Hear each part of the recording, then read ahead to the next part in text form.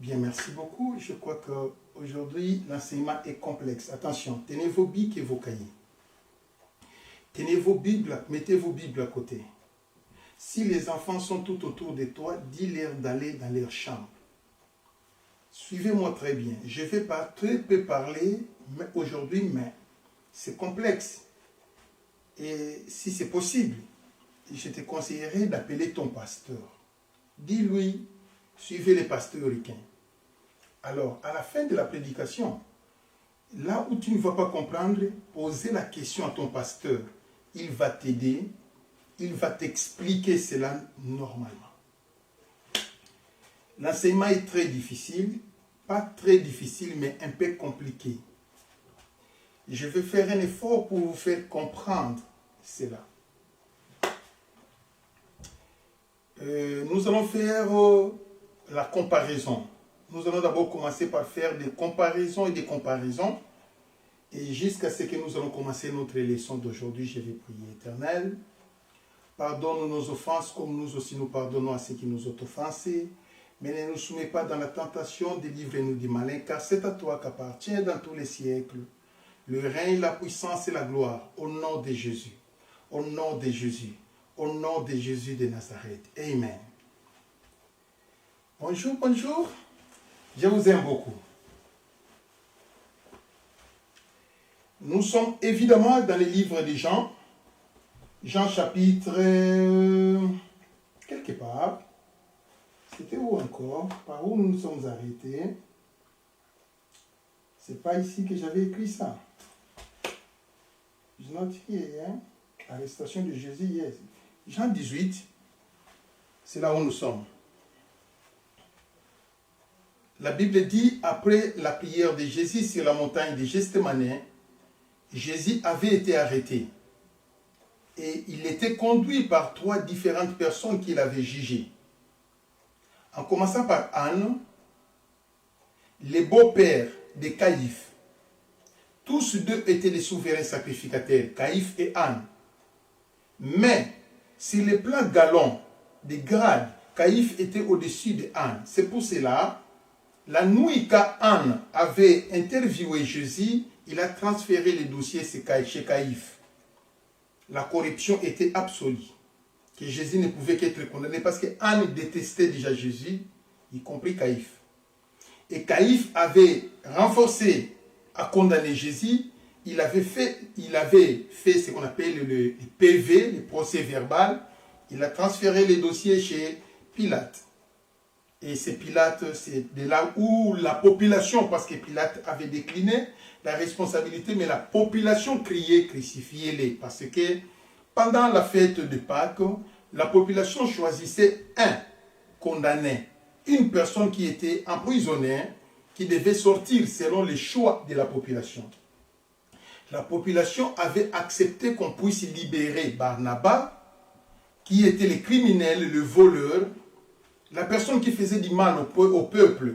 Les gens réclamaient Barnabas et avaient accepté la condamnation de Jésus. C'est comme ça que ça s'est passé.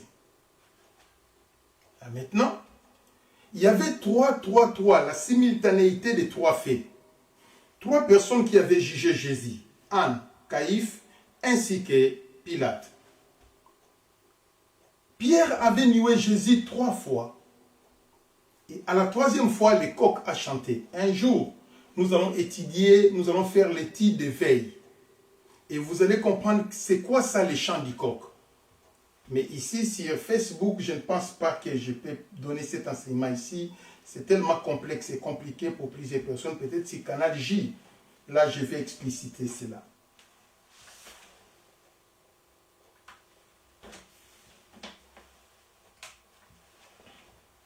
Très bien. Alors, il y avait 3 faits, 3 simultanéités de faits. Et nous en avons étudié avec vous ensemble. Vous savez qu'est-ce qui s'était passé? Là où était le jardin d'Éden, après combien d'années? Le retour des enfants d'Israël, 2000 ans, ils sont allés en captivité 430 ans, ils sont retournés 500 ans plus tard. Donc, 2500 ans plus tard, depuis le jardin d'Éden, depuis qu'on avait chassé Adam dans les jardins d'Éden, et les déluges étaient venus, les jardins étaient quasi disparus. Personne ne pouvait reconnaître là où étaient les jardins d'Éden. Mais c'est Dieu qui connaissait. C'est Dieu qui connaissait. Là où étaient les jardins d'Éden, c'est là où l'Éternel avait dit à Abraham, allez de l'autre côté, je vous donne cette terre. Donc il voulait que l'homme retourne dans son originalité, dans son authenticité.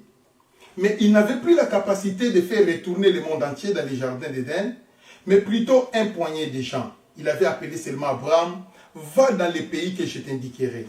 Dieu dit, va à Canaan. Mais quand il était arrivé à Canaan, on avait déjà dispatché les terres.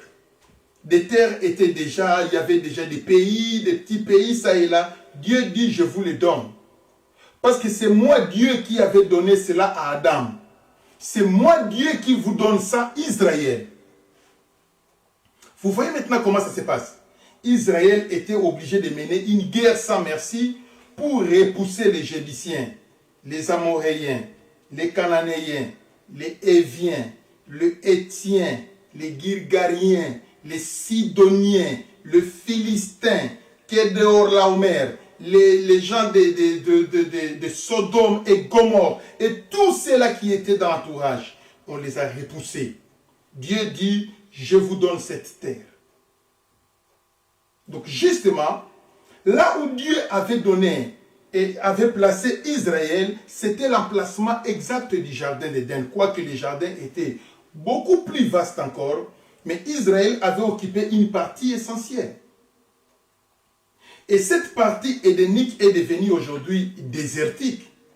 Rappelez-vous, le jardin était justement depuis Iran, depuis Israël, Iran, Irak. Vous allez prendre Gaza, une partie de Liban, vous allez prendre une partie de Syrie, partout là-bas c'était les jardins. C'est là où étaient les jardins. Mais pasteur Riquet, comment tu identifies ça? Mais la Bible nous dit que dans les jardins, il y avait des fleuves Tigre et Euphrate. Vous voyez, à l'intérieur du jardin, il y avait le fleuve Tigre et Euphrate. C'est très clair, vous comprenez ça. Hein? Maintenant, en Éden, il y avait un autre fleuve. Il y avait des fleuves qu'on a bien épinglés, qui traversaient les pays des Kouch. Vous voyez. Or, nous n'avons que deux fleuves. C'est le fleuve Nil. La référence, c'est le fleuve Nil. C'est de cette manière-là que ça se passe. Et le fleuve Niger. Il y avait aussi le lac Niger qui était là, qui... Je crois que pour le moment, c'est devenu sec, apparemment. Mais il y avait un lac quelque part là. Vous voyez, il n'y avait plus rien. En Afrique australe, il n'y avait pas. Le premier pays qui est découpé par les eaux en Afrique, c'est le Congo. Le Congo est l'unique pays où il y a plusieurs fleuves, plusieurs rivières. Ce que nous appelons rivière vit son débit. Ailleurs, on appelle ça fleuve. Njili, chez nous, nous négligeons la rivière Njili, nous l'appelons rivière. Mais en Asie, une rivière comme Njili est appelée fleuve. La rivière scellée. Regardez comment le débit est constant. Et Kaukate, Maïko diminué, mais Maïsaraka est délai. Hein? Vous voyez, ailleurs, la rivière scellée est appelée fleuve. Ailleurs, la rivière Maïndombe est appelée fleuve. Et quand je vais commencer à compter des Kwangu, de ceci, de cela, il y a plusieurs. Ce que nous appelons des rivières, ailleurs ça s'appelle fleuve. Mais tellement chez nous, il y a une abondance de ruisseaux, de cours d'eau, on néglige, on appelle ça rivière. Ce n'est pas grave. Le plus grand, c'est ce que nous appelons fleuve. La référence, c'est le fleuve Congo, qui tire son origine à Lualaba. Mais en ce qui concerne le fleuve Congo, c'est très complexe. Là-bas, à Brazzaville, on n'apprend pas les Brazzavillois à l'école que le fleuve Congo tire son origine à Lualaba. Et maintenant, apprennent aux enfants qu'il y a une source. La source du fleuve Congo, c'est à Brazzaville. Vous voyez, c'est comme ça qu'ils étudient ça là-bas. Mais ils n'acceptent pas, ils n'apprennent pas les enfants que voilà, la source du fleuve Congo, c'est à Lualaba au Congo. Non. Et ils citent des petits fleuves là comme des des rivières, c'est ça l'origine du fleuve Congo. Un jour, j'ai discuté farouchement avec un pasteur. Il dit que le fleuve Congo, c'est le fleuve du Brazzaville, ce n'est pas le fleuve de la RDC, parce que l'origine, c'est au Congo-Brazzaville. J'ai dit, qu'est-ce que tu me racontes? Mais ça n'existait pas. J'ai essayé d'expliquer à quel des poissons. J'ai laissé tomber, ce n'est pas important. Et voilà, ça c'est une parenthèse, c'est pas grave, hein, c'est une parenthèse seulement. Alors, qu'est-ce qui s'était passé? Après 2500 ans passés, l'Éternel fait la référence du Jardin d'Éden. Il va placer une nation de référence là-bas qu'on appelle Israël aujourd'hui. Vous voyez ce que Dieu fait. Retenez cet exemple. Vous pouvez imaginer, la Bible dit ceci. Quand les enfants d'Israël sont sortis de l'Égypte, il n'y avait pas l'arche, mais il y avait la colonne de nuée. Quand ils sont sortis de l'Égypte, ils ont commencé à marcher eux-mêmes dans la direction que Dieu avait montrée à Moïse. Mais après quelques kilomètres, l'apparition des colonnes de nuée et la colonne de feu qui les conduisait justement dans la direction où ils devaient traverser la mer. Et ils ont traversé la mer Rouge. Nous avons les antichrists d'aujourd'hui, on dit que voilà, l'histoire est fausse. Les enfants d'Israël n'avaient pas traversé la mer Rouge. Les chercheurs sont allés chercher, ils ont réellement trouvé les chars des combats de cette époque-là, des roues de chars beaucoup en dessous de la mer, dans la direction où les enfants d'Israël avaient traversé. Et maintenant, ce charivari s'est arrêté parce qu'ils ont compris que cette histoire était vraie. C'est les enfants d'Israël qui étaient en Égypte. Et aujourd'hui, les hommes scientifiques commencent à contredire encore que ce n'étaient pas les enfants d'Israël qui construisaient les pyramides. Ce n'est pas eux. Voilà, ils continuent à faire ça. C'est une façon de dévaloriser les écrits de la Bible. C'est ce que ces historiens satanistes font. Tant bien que mal, ce n'est pas notre problème. Les enfants d'Israël ont traversé la mer Rouge, il n'y avait pas l'arche. Ils continuent à marcher. Les enfants d'Israël ont bu l'eau du rocher, il n'y avait pas l'arche. Les enfants d'Israël ont mangé le premier repas du désert, la manne, il n'y avait pas l'arche. Mais quand ils sont arrivés dans le désert de Sinaï, sur la montagne de Sinaï, dans le territoire de Sinaï, trois significations de Sinaï. Nous avons Sinaï comme étant montagne, Sinaï comme étant désert, Sinaï comme étant région. Cette région s'appelait Sinaï. C'est comme ça que ça s'est passé. Vous voyez, maintenant, le désert qui entourait la montagne était appelé désert de Sinaï. C'est comme ça que ça se passe. Maintenant, dans la Bible, quand on parle de Sinaï, c'est à toi de faire les calculs. Est-ce qu'on nous parle du désert? Est-ce qu'on nous parle de la montagne? Est-ce qu'on nous parle de la superficie, de la région qui s'appelait Sinaï? Arrivé sur la montagne de Sinaï, le plus long campement avait eu lieu là-bas. Il y avait beaucoup de campements, plus de 41, je crois. J'ai oublié. À peu près. Hein? Il y avait beaucoup de campements. Mais c'est là-bas que les enfants d'Israël avaient fait longtemps. Pourquoi? C'est parce que c'est dans ces lieux-là qu'ils avaient fabriqué l'arche. C'est dans ces lieux qu'ils avaient fabriqué les tabernacles. Il a fallu maintenant que l'Éternel puisse susciter les savants en Israël. Vous voyez, une partie des savants de la tribu de Dan, une autre de la tribu à Favot. J'ai oublié. Demain, je viendrai avec ça. Vous voyez, maintenant, il y avait Oliab et Betsalel. Ce sont des savants que l'Éternel a suscités. Et à travers leur progéniture, il n'y avait que des savants. C'est eux maintenant qui interprétaient la pensée de Moïse. Selon les dit l'Éternel à Moïse. Comment construire les tabernacles? Comment construire les rideaux du tabernacle? Comment construire les vêtements aaroniques? Comment construire les vêtements coudre? Comment coudre les vêtements mosaïques? Et maintenant, comment fabriquer l'arche de l'alliance selon les modèles de l'Éternel? Et maintenant, comment utiliser l'or pur pour fabriquer avec l'arche de l'alliance? On coulait l'or pur dans l'arche de l'alliance. L'arche de l'alliance n'était pas des bois selon les bois d'acacia ou les bois de gopher. Non, l'arche c'était l'or pur. Le propitiatoire était l'or pur d'une épaisseur incroyable. Et au bout des deux propitiatoires, il y avait deux chérubins qui se regardaient. Au milieu, c'est là où on mettait le sang en permanence quand les souverains sacrificateurs entraient une fois dans les lieux très saints pour offrir le sacrifice annuel pour le pardon du péché national. C'est de cette manière-là que ça se passe. Nous avons plusieurs souverains sacrificateurs. Le plus connu, nous connaissons Zacharie, le papa de Jean-Baptiste, mais il y avait des Tsadok, il y avait beaucoup. À l'occurrence, nous avons Josué qui était considéré comme un souverain sacrificateur avec ses enfants. Vous voyez maintenant comment ça s'est passé. De cette manière-là, dans les lieux saints de saints, c'est-à-dire dans les lieux très saints, c'est là où on avait placé l'arche. Et maintenant, les gens qui entraient là-bas pour présenter les sacrifices, les holocaustes pour le pardon du péché national, ils n'amenaient pas le feu. Mais plutôt, on découpait seulement l'animal, on mettait sur des poêles, là où on devait les sacrifier, et le travail du sacrificateur était fini, le feu descendait de soi-même pour consommer l'holocauste.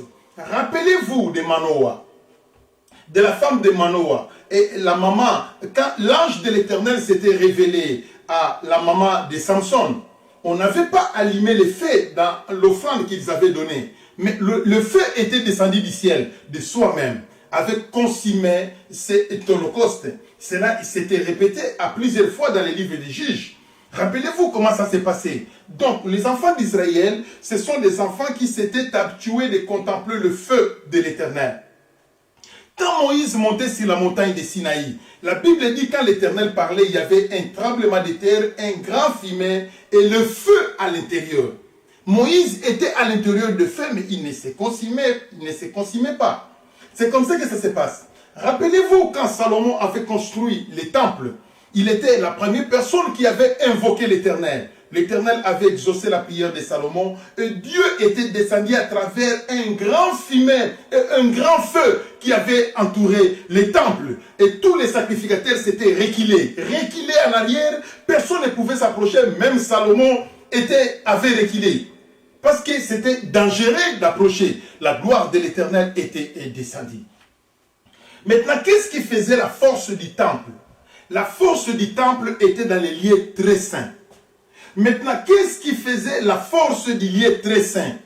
La force du lieu très saint était due à une seule chose, la chose qu'on appelle l'arche de l'alliance. Maintenant, pourquoi l'arche de l'alliance était forte? Qu'est-ce qui faisait la force de l'arche de l'alliance? À l'intérieur de l'arche, il y avait les bâtons d'Aaron qui avaient flétri. À l'intérieur de l'arche, il y avait les vêtements sacerdotaux d'Aaron. À l'intérieur de l'arche, il y avait une urne, c'est-à-dire gobelet. À l'intérieur, on avait mis les symboles de la manne qu'on plaçait à l'intérieur. À l'intérieur de l'arche, il y avait les deux tablettes de la loi, à l'intérieur de l'arche. Maintenant, tout ce que Dieu révélait à Moïse, Moïse écrivait cela en forme de décalogue. Selon les 10 commandements en forme de décalogue, tout ce que Dieu disait à Moïse. Moïse écrivait parce que c'est Dieu qui donnait l'ordre à Moïse d'écrire. Ils écrivaient cela. Et c'est ainsi qu'ils prenaient cela, ils le mettaient non dans l'arche, mais à côté de l'arche.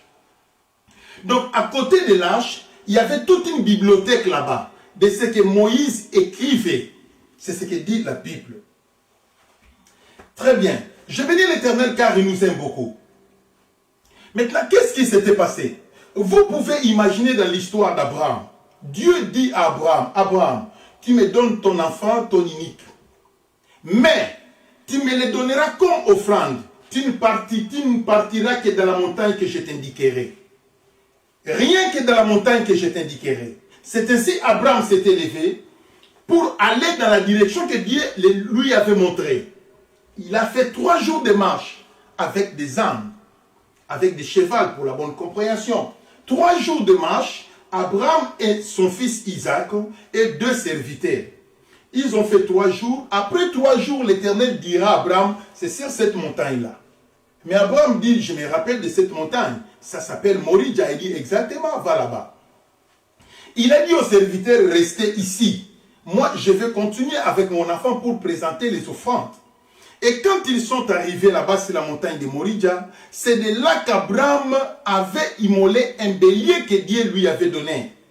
Lui avait montré à la place de son fils Isaac. C'est le bélier qui avait été immolé sur la montagne de Moridja. Ouvrez vos esprits. Après combien d'années? Après 2000 ans, cet événement a eu lieu. À peu près 2000 ans, l'histoire d'Isaac. Après cela, ils sont allés en Égypte, sans traces. Ils ont oublié les traces de Moridja. Ils sont allés faire 430 ans. Donc tous ces gens-là étaient nés en Égypte. Personne ne connaissait Moridja. Parce qu'ils étaient au cachot. Personne ne pouvait bouger. Ils étaient des esclaves. Personne ne connaissait Moridja. Personne ne connaissait Canaan. Personne ne reconnaissait plus rien. Dieu dit à Moïse, libère mon peuple, va dans les pays que je t'indiquerai. Même Moïse n'avait pas l'idée de Canaan. Il a fallu suivre la colonne de Nioué.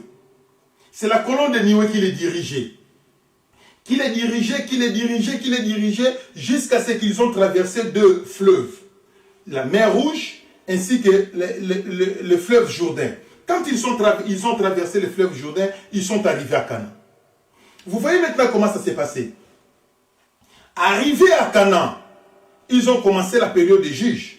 Après la mort de Josué, 330 ans de la période des juges, jusqu'à ce que Salomon dira, je vais reconstruire. David dira, je vais construire le temple pour l'Éternel. Il a acheté les matériels. C'est David qui avait fait le choix d'y lier. Un choix que lui avait fait comme hasard. Or, ce n'était pas hasard. C'est là où Abraham voulait immoler son enfant, Moridja. Dieu dit à David, c'est ici que tu construiras le temple. C'est ainsi David avait choisi Moridja. Vous voyez maintenant comment ça s'est passé. Maintenant, les chercheurs juifs, les historiens, c'est eux qui avaient découvert que c'est ici qu'Abraham, notre ancêtre, voulait immoler son enfant.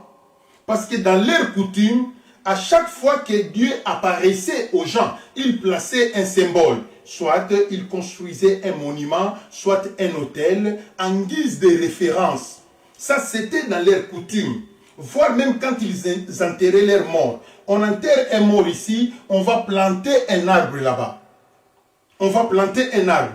C'est comme ça que ça s'est passé. Vous voyez? Alors, l'arbre planté, l'arbre sera une référence pour eux que nous avons enterré notre ancêtre ici. C'est comme ça que ça s'est passé dans l'ancien temps. Alors, maintenant, Dieu dit à David, stop, ne faut pas construire ici. Il faut maintenant que ton fils puisse construire le temple. C'est ainsi, Salomon prendra les relais pour ériger le temple selon les modèles que Dieu avait donnés à Moïse.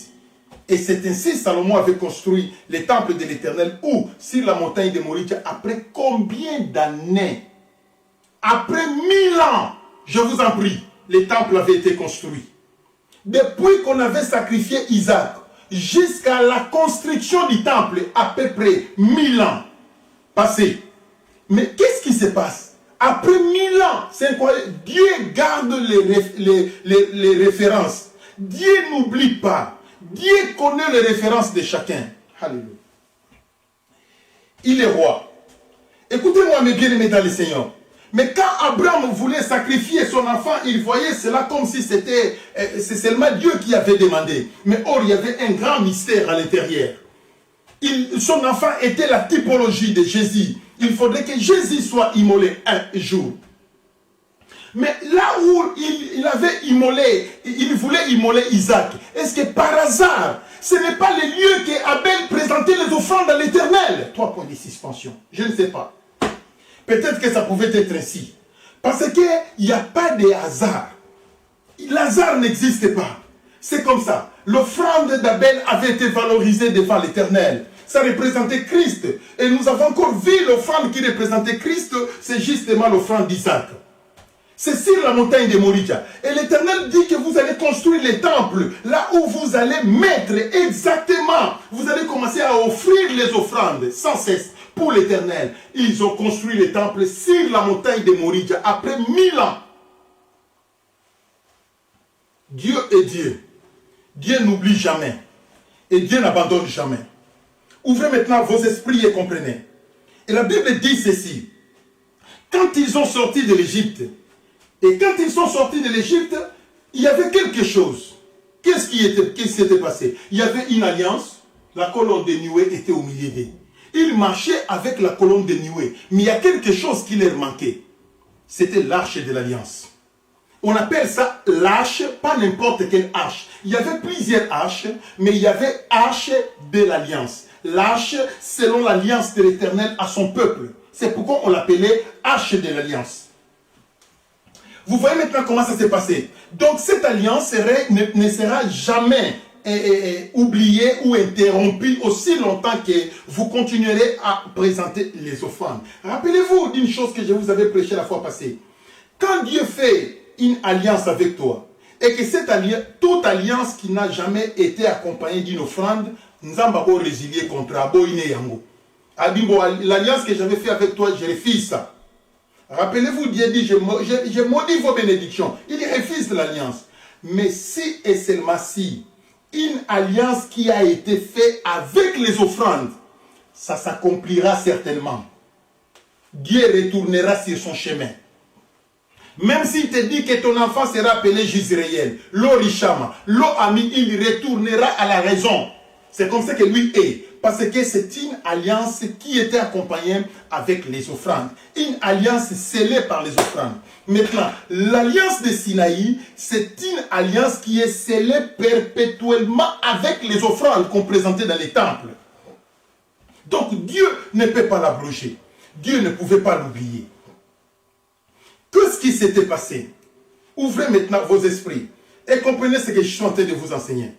La Bible dit ceci, on a construit les temples. Là où on avait construit les temples, c'est justement dans les territoires de Juda. Dans les territoires de Juda, c'est là où était la capitale appelée Jérusalem. Jérusalem était dans les territoires de Juda. Vous voyez maintenant comment ça s'est passé. C'est ainsi Bethléem. Bethléem était dans les territoires de Juda. C'est pourquoi Jésus était né à Bethléem ou dans les territoires de Juda. Pourquoi? Parce qu'il était juif. À Galilée, il était parti en immigration. Marie et Marthe, Marie et Joseph s'étaient immigrés à Galilée. Mais ce ne sont pas des Galiléens, ce sont des Juifs. C'est de cette manière-là que ça s'est passé. Ok, je bénis l'Éternel car il nous aime beaucoup. Quand les enfants d'Israël commençaient à déshonorer la loi de l'Éternel, la Bible dit ceci, l'arche était toujours déportée. Nous connaissons dans les livres des Juges combien de fois les Philistins avaient confisqué l'arche.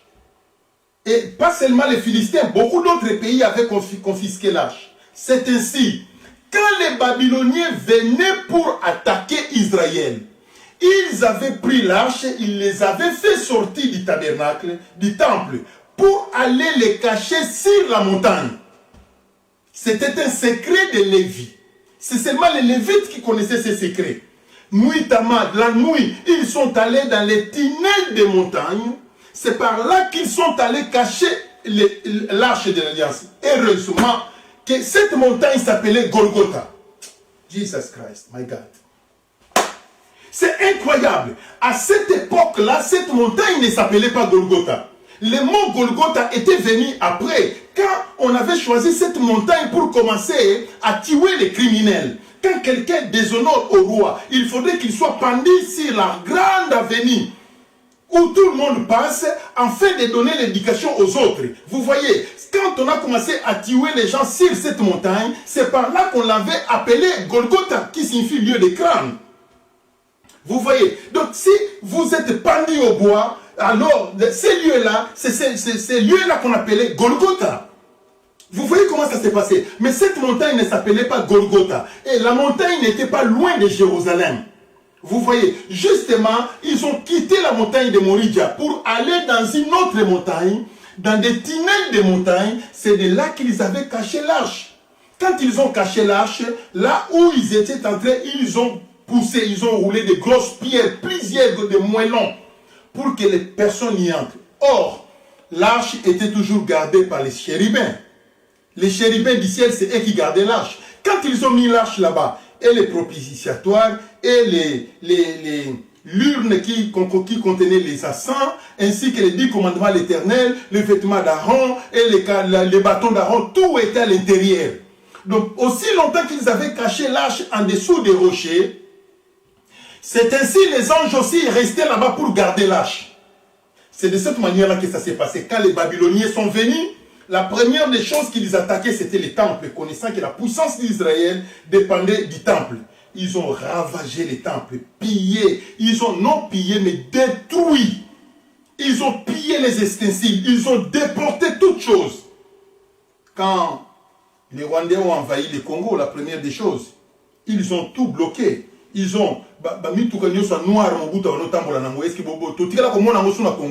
le tout était déporté, était parti à Rwanda. Et même les motos, je me rappelle encore des journalistes qui se plaignaient. Mais finalement, les motards, où sont partis les tukutuku de Mobutu? On ne comprend plus rien notre pays. Mais c'est tout était parti. Quand l'ennemi envahit les pays, il confisque tout ce qui est essentiel. Maintenant, les Babyloniens, quand ils sont entrés, justement en Israël, on a tout déporté. La richesse du temple, l'or du temple, tout était parti à Babylone. Ils ont cherché l'arche, ils n'en ont pas trouvé. L'arche était gardée. Or, l'arche était gardée par les hommes les plus vieux. C'était un secret qu'ils ne pouvaient pas divulguer. Ils ont fait 70 ans en captivité. L'arche était gardée là-bas. Mais on ne connaissait pas l'entrée. L'entrée était fermée. Personne ne connaissait. Ils ont beau chercher l'arche pendant 600 ans de l'Ancien Testament. Ils n'ont pas trouvé l'arche. Jésus-Christ est né. L'arche était toujours invisible. Qu'est-ce qui s'était passé? Il a fallu que Jésus soit crucifié. Oh, ensemble. Malingami, quand je prêchais hier, quand je prêchais de l'arche, je disais que l'arche est bunga et mon a suscité. Or, l'arche a été retrouvée il y a de cela depuis 1988, je crois. Entre 88 et 86, something like that. L'arche était déjà retrouvée. En 1988, ici, qu'on est allé retrouver l'arche. Avec les chérubins étaient toujours là. Pour garder l'arche. Et en bon état, l'or était pire. Ndenge va finir que la ndenge za. La manière dont ils ont trouvé les 10 commandements, on dirait que côte sec na Tongo. Rien n'avait été délabré. Après combien d'années? Après plus de 2600 ans passés, l'arche a été retrouvée. Ça, c'est incroyable. Maintenant, qu'est-ce qui s'était passé? Ils ont arrêté Jésus. Quand ils ont arrêté Jésus, Jésus-Christ est monté à Golgotha. Il a fallu qu'il soit crucifié. À Golgotha, il a été pendu. Et on a percé les côtés de Jésus. Or, nous connaissons que quand vous percez les côtes, directement, ça va toucher les poumons.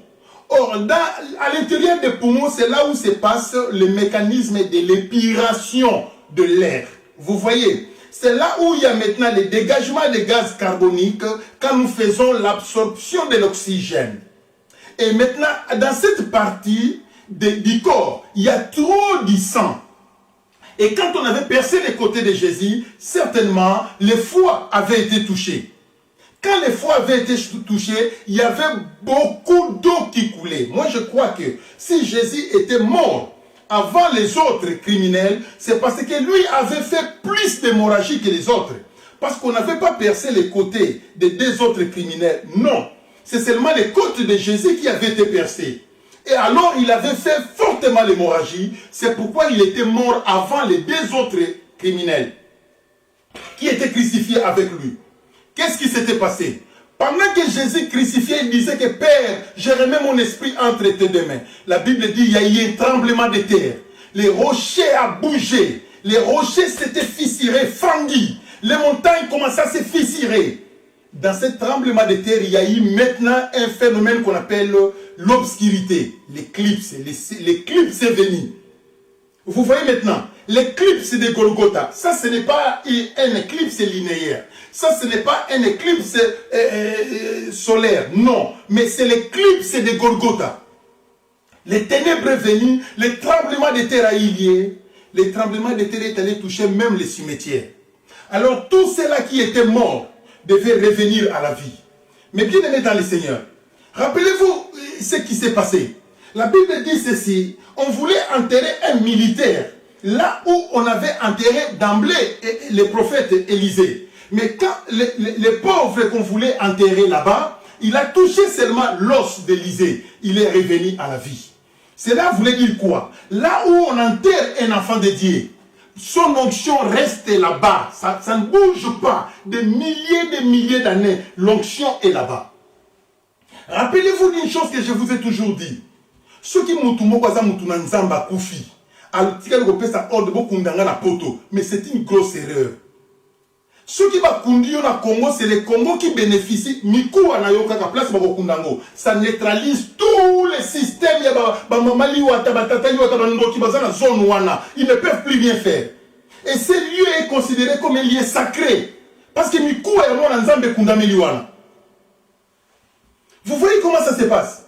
Alors c'est horrible de voir un homme de Dieu, un grand homme de Dieu, il est mort, on va lui enterrer, ou oh, moi je vais être enterré en Europe, pour aller à la cimetière dans le Congo,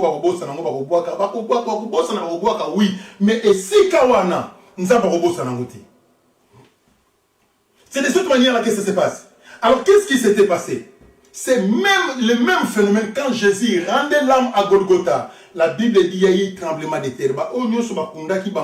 Moins de 3 jours, et ils sont rentrés à Jérusalem. Chacun est retourné dans sa famille.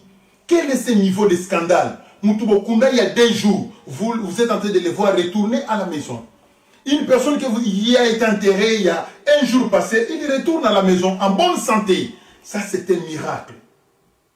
Un miracle que nulle part ailleurs, dans l'histoire de Dieu du monde entier, aucun Dieu ne peut faire ces miracles, si ce n'est que le Dieu que vous avez accepté, le Sauveur que vous avez accepté, le Seigneur que vous avez accepté au nom de Jésus. C'est celui qui peut faire de telles choses.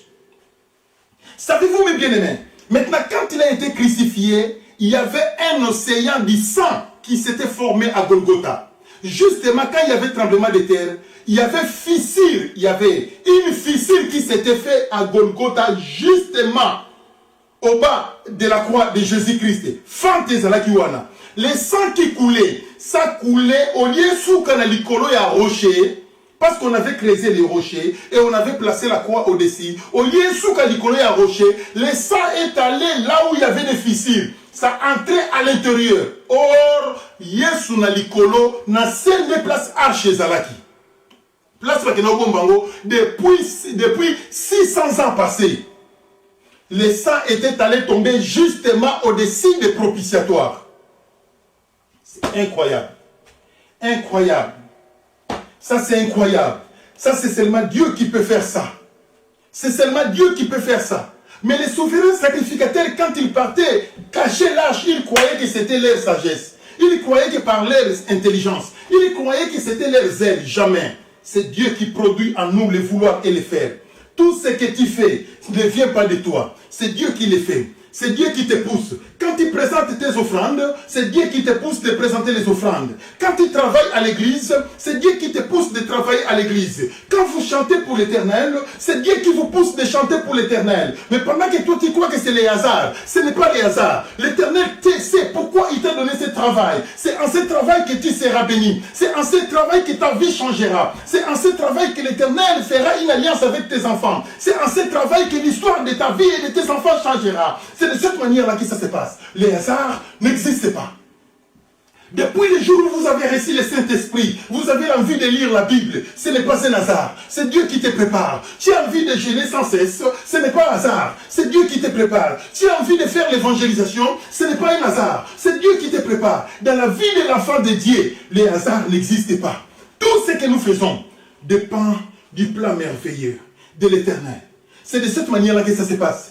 Mais les sacrificateurs, à l'époque, quand les Babyloniens attaquaient, ils sont allés cacher l'arche, ne connaissant pas que cette montagne s'appellera Golgotha. Et ne connaissaient pas ça. Ils ont seulement caché l'arche. Mais là où était l'arche, c'est là où étaient les chérubins, qui protégeaient les anges, les vrais anges, qui gardaient l'arche.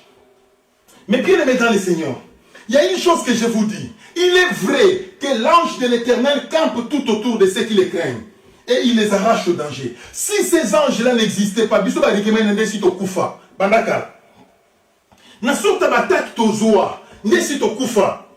vous voyez, mais réellement l'ange de l'Éternel est là. Et lui est là, il ne dépend pas des péchés. Oh non, Rikemaïna a péché, l'ange n'est plus là. Non, lui est là. Parce que c'est une alliance qui a fait que lui soit là. Mon alliance avec Dieu. C'est de cette manière-là que ça se passe. Ma soeur, ne te fatigue pas de faire du bien. Vous qui payez les offrandes, payez toujours. Vous qui donnez la dîme, donnez toujours. C'est l'Éternel qui voit tout. Dieu voit ce qui est caché dans les cœurs. Dieu sonde le cœur et les reins. Dieu voit la fourmi noire dans un caillou noir, dans un trou noir, sur les cailloux noirs au milieu de la nuit. Dieu te les rendra. Dieu te les récompensera. Les Lévites croyaient qu'ils avaient ça là par hasard. Nous cachons l'arche par hasard. Oh, c'était dans les plans de Dieu. Jésus-Christ devait être crucifié au-dessus. Il y a eu tremblement de terre pour que la parole de l'Éternel soit accomplie. La Bible dit ceci, dans les sacrifices perpétuels. La Bible, les sacrificateurs qui entraient dans les lieux très saints pour présenter les offrandes, c'était seulement pour le pardon du péché d'une nation, Israël. C'était seulement le pardon du péché d'Israël. Mais quand Jésus-Christ était venu, Jean n'avait pas dit, voici l'agneau de Dieu qui ôte le péché d'Israël. Mais Jean avait dit, alléluia, voici l'agneau de Dieu qui ôte les péchés internationaux, les péchés du monde entier, le péché des Africains, le péché des Européens, le péché des Américains, le péché des Asiatiques, le péché des Australiens, le péché du monde entier. Il a dit, voici l'agneau de Dieu qui enlève les péchés. Mais par contre, nous connaissons Zacharie, il était souverain sacrificateur pour Israël. Nous connaissons Tsadok, il était sacrificateur pour Israël. Nous connaissons Josué, et Aaron, il était sacrificateur pour Israël, mais pas Jésus. Pas Jésus. Jésus était sacrificateur selon l'ordre de l'Éternel pour sauver le monde entier. Maintenant, quand ils entraient dans les lieux très saints, ils amenaient le sang qu'ils mettaient sur les propitiatoires afin que la grâce surabonde au milieu des enfants d'Israël. Au lieu que la colère de Dieu vienne, non, mais plutôt c'est la grâce de Dieu qui va surabonder au milieu du peuple de Dieu. C'est ça ce que Dieu faisait. C'est comme ça qu'ils avaient marché avec Dieu dans l'Ancien Testament. Maintenant, il faut que la parole de Dieu soit accomplie. Le sang devait être posé sur les propitiatoires. Qu'est-ce que Dieu a fait? Dieu a permis le tremblement de terre, l'obscurité est venue, et Dieu a permis qu'on puisse percer les côtes de Jésus. La plaie a touché les poumons pour que le sang sorte beaucoup. Il y avait l'hémorragie, le sang est sorti justement place Fante et Salemaki. Et qui tinasé et que quoi place sur la bombe qui hache sur les propitiatoires. Est-ce que ça c'était Nazar? Ça c'est la puissance de Dieu. Ça c'est contempler le merveille de l'Éternel. Ça c'est seulement Dieu qui peut faire ça. Et cela s'était arrivé ainsi. Qu'est-ce qui s'était passé? Monsieur Moko Boye et Mouyouda Moko Boye Lévi a déterminé Nzamba Yebisinga na Gomona H. Il est allé chercher les Juifs qui sont aux États-Unis, chercher les financements. On lui a donné les financements. Il a commencé à chercher avec ses enfants. Une année, rien. 2 ans, rien. Il faut voir ma douceur et ma tinée là-bas. Quand tu as montagne, voilà. Papa, on a un thème. Ma place à Bongo, il faut avoir l'oxygène et cause à la tête. Mais il y a Zokota. Banana yeba lembi. Aluki va travailler le moussous. Babandi kokota. Babandi kokota. Ake kozwa mwana mokwa edeye mwana wana zaki levité. Ake kota justement pembeni ya esika place arche zaki mwana wana kimimbangu. Ozoki manini abina kozonga sokuna te. Atikali bluffé, atikali kolobelo ko mona kité, mais la monokone kaka lobaki na kozonga suna kati ya wate. Papa on a lobby c'est qu'il y a quelque chose qui est là. Je dois entrer. Il a encore creusé jusqu'à ce qu'il est arrivé là-bas. Il a vu l'arche. Quand il a vu l'arche, il est allé dire au gouvernement, je vis l'arche. Kanga Monoko, l'arche sera révélée au moment de l'Éternel. Quand l'homme de 666 se lèvera, il voudra changer le temps et la loi. Ils voudront fabriquer leur propre loi. C'est alors la original. Il y a 10 commandements, ainsi que les décalogues, d'autres décalogues que Moïse placé à côté de l'arche. C'est alors que Bakobimisa pour contredire Moutouana. L'homme de 6 à 66 qui viendra avec la marque et les sceaux de la bête. Vous voyez maintenant comment ça s'est passé. Mais le monsieur, quand il est parti, il a regardé au-dessus les plafonds, il a vu que ça c'est du sang. Mais Makila, on dirait Makila et Lobby Boy. Il a regardé sur les propitiatoires, il a vu la présence du sang. On a pris le sang pour aller faire les analyses. On a fait les analyses, Moutouazagana, combien de chromosomes? 46 chromosomes. 23 ya maman, 23 ya papa. Makila na bakuti on na chromosome kaka 23 ya pamba. Mais 23 mususu ezate. 23 oyo utake pas mobali ezate. Bazotu na nanu meshiango. Mais les sang ici eza makila ya nani. Makila, ils ont un chromosome 23. Ça fait 46. Il y a papa et il y a maman. Mais oh, ils ont un chromosome, il y a maman, ils ont raté. Il y a papa, ils ont un chromosome moko seulement. Ils ont porteur un germe masculin. Et si le cas moko, 23, t'es moko. Mais si on a joué, ça c'est le sang de Christ. C'est incroyable. Je vous en prie. Regardez-moi ce que Dieu a fait. Mais le sang qui a été coulé 2000 ans, après 2000 ans, un laboratoire exact, c'était le sang de Christ. Et coulé sur le propitiatoire.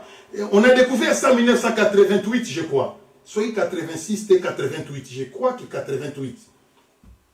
Vous voyez, quand je vais voir ça, je vais vous donner ça. Je vais vous balancer une partie de ce documentaire. Je vais vous balancer ça sur Canal J. Vous allez comprendre ce que j'ai dit, que c'est la vérité. C'est le miracle. Ça, c'est le miracle de l'Éternel. Et pourquoi Dieu a permis que l'arche puisse être retrouvée à l'an 2000 ans? C'est tout justement parce que le monde se prépare à l'enlèvement de l'Église et à la grande tribulation. Il faut que l'arche apparaisse. Il faut que l'arche se présente pour consolider la force d'Israël. Si l'arche se présentait, c'est que dans bientôt on va construire le 3e temple. C'est comme ça, sur la montagne de Sion, on construira le 3e temple. Dans bientôt, Israël est en train d'attendre l'arrivée des prophètes ainsi que des souverains sacrificateurs. Les Lévites sont là, mais dans très bientôt, les 2 témoins viendront. Ce sont les 2 témoins qui présenteront l'évangile de Christ en Israël. C'est de cette manière-là que ça se passera. Et ça s'accomplira comme ça. Alors la gloire de Dieu se manifestera dans les ciels. Pendant la période de la grande tribulation, les gens ont peur de quoi? De 666. Non, 666 ne représente rien. Mais plutôt les fléaux qui viendront du ciel. C'est cela qui sera chaud. Qui va supporter ça? Il va transformer par des canicules. C'est incroyable. Nous ne connaissons pas, peut-être que les pôles vont bouger encore. Vous voyez, à l'époque des Nimrod, il y avait cataclysme, il y avait séparation dans la forme continentale. Mais les formes continentales n'existaient pas. Mais à l'époque des Nimrod, il y a eu séparation. Ce genre de cataclysme va arriver dans très bientôt ici. Dans très bientôt ici, ça sera là. Ça s'accomplira comme ça. Le monde va changer. La transformation climatique, la couche d'ozone ne sera plus là. La chaleur va augmenter dans le monde entier. C'est ça là que vous devez avoir peur. On appelle ça la colère de Dieu. La forme de démons, ils seront visibles. Vous voyez, les extraterrestres seront visibles, les gens les verront. Ils viendront pour tuer les gens. C'est comme ça que ça se passera. Vous voyez, il y aura plus de déserts moules et dans le monde entier, il n'y aura plus la pluie. Il n'y aura plus la pluie. Les gens mourront en désordre. C'est comme ça. Après que et personne ne pouvait boire encore cette eau-là. Vous voyez, pendant cette période, ça sera très difficile. Et nous avons 12 fléaux de la grande tribulation. Et les Kingouya, il y a 666. Les gens ont peur de 666, mais 666, c'est ça que aux yeux en ben en auquel il fait. Mais Oyo, il y a Kanda Penza, et ça Oyo Anesoya. Les punitions de Dieu. Mutuna Mutu. Que chacun se donne à Dieu. Que chacun retourne à Dieu. Peut-être que tu as abandonné les ailes de payer les offrandes. Répands-toi aujourd'hui. Peut-être que tu as abandonné les ailes de payer les dîmes. Répands-toi aujourd'hui. Peut-être que tu as abandonné les ailes de servir Dieu. Répands-toi aujourd'hui. Peut-être que tu as abandonné les ailes de craindre Dieu, de marcher en obéissance à Dieu. Répands-toi aujourd'hui. Peut-être que tu as perdu les ailes de lire la Bible. Répands-toi aujourd'hui. Peut-être que tu as perdu les ailes de jeûner, de prier. Répands-toi aujourd'hui. Peut-être que tu as perdu les ailes de chanter pour l'Éternel. Répands-toi aujourd'hui. Peut-être que tu as perdu les ailes de voir Dieu dans sa grandeur. Répands-toi aujourd'hui. Aujourd'hui, si vous entendez sa voix, n'endurcissez pas votre cœur. Rachetons les temps, car les jours sont mauvais. Yakale lo moninga nanga yawe koloye swakobenga kayo ye azali mosungi nanga yakale lo koboyate yakale lo moninga nanga kolo ye swakobenga kayo ye azali mosungi nayo yaka lelo koboyate. Alléluia. Yaka lelo moninga nanga kolo kolo ye. Swako benga kayo nzambe ye aza limosungi na yo yaka. Yaka lelo koboyate. Alléluia. Yaka lelo moninga nanga kolo ye. Swako benga kayo nzambe ye azali mosungi na yo yaka. Yaka lelo koboyate. Soulevez les mains. Soulevez les mains en l'air. Dis à Dieu, je reprends l'engagement de te servir. Je reprends l'engagement. Yako tambola na kokima lisumu. Na zongi si engagement. Yako marcher la crainte de l'Éternel. Priez. Priez maintenant. Priez. Yakale lomoninga nanga kolo kolo ye swako benga kayo ye azali mosungi na yo yaka yakale lokobo yate. Alléluia. Yakale lomoninga nanga kolo kolo ye swako benga kayo nzambe ye aza limosungi na yo kolo yakale lokobo yate. Éternel Dieu de gloire, je remets ton peuple entre tes mains. Restaure leur vie, Seigneur. Restaure la vie de ton peuple. Que ceux-là qui sont liés dans les mensonges soient délivrés au nom de Jésus. Que ceux-là qui sont liés dans la convoitise soient délivrés au nom de Jésus. Que ceux-là qui sont liés dans la nervosité soient délivrés au nom de Jésus. Que ceux-là qui sont liés dans l'impudicité soient délivrés au nom de Jésus. Que ceux-là qui sont liés dans les péchés soient délivrés au nom de Jésus. Que ceux-là qui sont liés dans la haine soient délivrés au nom de Jésus. Que ceux-là qui sont liés dans la paresse soient délivrés au nom de Jésus. Que ceux-là qui sont liés dans la distraction soient délivrés au nom de Jésus. Éternel, restaure la vie de ton peuple. Restaure ton peuple. Restaure ton peuple, restaure ton peuple, restaure ton peuple au nom de Jésus, au nom de Jésus, au nom puissant de Jésus qui est notre seul Seigneur et Sauveur. Amen. Demain, je vais continuer la même prédication, mais je vais ajouter quelques ingrédients. Vous voyez, aujourd'hui, je n'ai pas donné des versets. Et je devais vite parler, sinon je vais dépasser l'air. Demain, je vais vous donner tous les versets bibliques et relis. Vous voyez la manière dont vous m'avez suivi avant de dormir. Revoyez encore cette matière. Écoutez ça encore. Et encore. Et encore. Mettez les écouteurs. Écoutez cette prédication plus de 10 fois. Maîtrisez cela. Ça vous aidera. De toutes les façons, j'étais dans le livre de Genèse, chapitre 22, versets 1 à 3. Genèse, chapitre 22, versets 12 à 13. Deutéronome chapitre 10, verset 8, Deutéronome chapitre 31, verset 26, Josué chapitre 3, verset 17, 1 Samuel chapitre 5, verset 4, 1 Samuel chapitre 4, verset 3, 1 Chronique chapitre 15, verset 28 à 29, 1 Chronique chapitre 28, verset 2, Hébreux chapitre 9, verset 4. Voilà tous les versets Oyo. Et c'est là qui t'otanga, mais on n'a pas eu le temps because the time. Yeah? Tomorrow, je vais faire un peu de rappel et après nous allons continuer un peu la leçon parce que je veux que ceci reste dans votre cerveau. Que l'Éternel vous bénisse. I love you so much.